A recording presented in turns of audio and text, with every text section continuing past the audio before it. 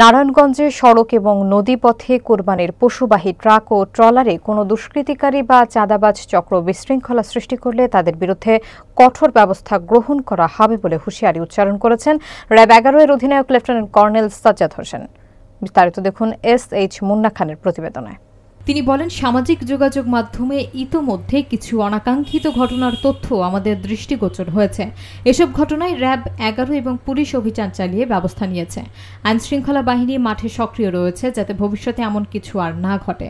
মঙ্গলবার 2 জুন দুপুরে পবিত্র ঈদুল আজহাকে সামনে রেখে নারায়ণগঞ্জ সিটি কর্পোরেশন 10 নম্বর ওয়ার্ডের 2 নম্বর ঢাকেশ্বরী এলাকায় অবস্থিত ইব্রাহিম টেক্সটাইল মিলের বালুর মাঠে অস্থায়ী কুরবানির পশুর হাট পরিদর্শনে গিয়ে তিনি এসব কথা বলেন। লেফটেন্যান্ট কর্নেল সাজ্জাদ হোসেন আরও বলেন, হাটগুলোতে চাঁদাবাজি বন্ধ এবং ক্রেতা বিক্রেতাদের নিরাপত্তা নিশ্চিত করতে র্যাবের কার্যক্রম চলমান রয়েছে। পশুবাহী যানবাহন যেন নিরাপদে এবং সুষ্ঠুভাবে গন্তব্যে পৌঁছতে পারে সেজন্য সড়ক এবং নদীপথে নিয়মিত টহল দেওয়া হচ্ছে।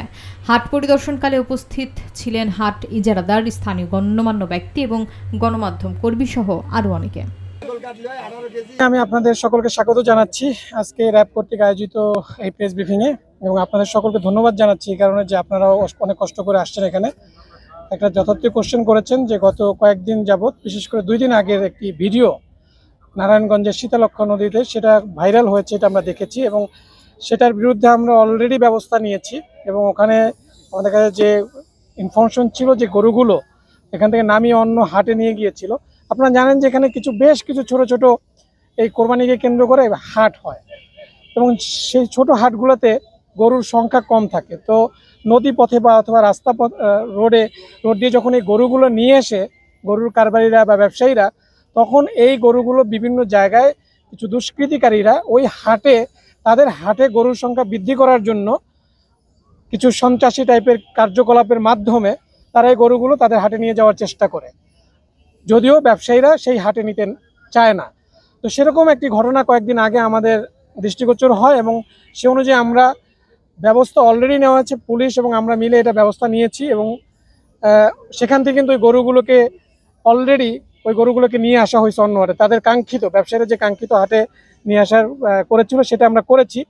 এবং এর সাথে যারা সংশ্লিষ্ট আছে তাদেরকেও আইনের আওতায় আনার জন্য আমাদের কার্যক্রম চলমান রয়েছে এবং অতি শীঘ্রই আপনারা জানতে পারবেন যে আমরা তাদের আইনের আওতায় নিয়ে এসেছি।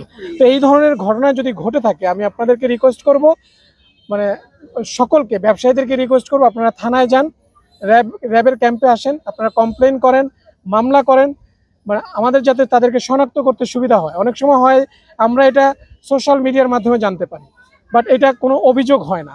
ম্যাক্সিমাম ক্ষেত্রে দেখা যায় যে অভিযোগ হয় না। সো অভিযোগ হলে যেটা হবে, আমাদের সুবিধা হবে তাদের বিরুদ্ধে ব্যবস্থা নিতে।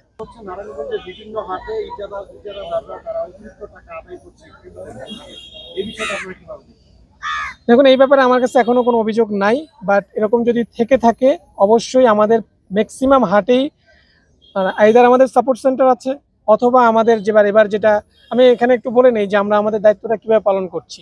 যে কোরবানিকে কেন্দ্র করে আমাদের দায়িত্ব মূলত 3টা পর্বে ভাগ করা হয়েছে।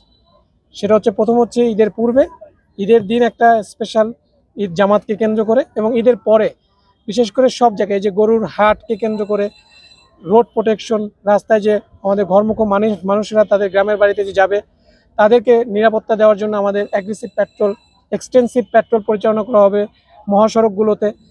এবং ঈদের দিন জামাতকে কেন্দ্র করে আমাদের নিরাপত্তা দেওয়া হবে। এবং ঈদের পরও যেন এই যে বাজারের যে ম্যানেজমেন্ট, তারা যেন পরিষ্কার সঠিকভাবে করছে কিনা, আবার যে রোডের যে মহাসড়ক।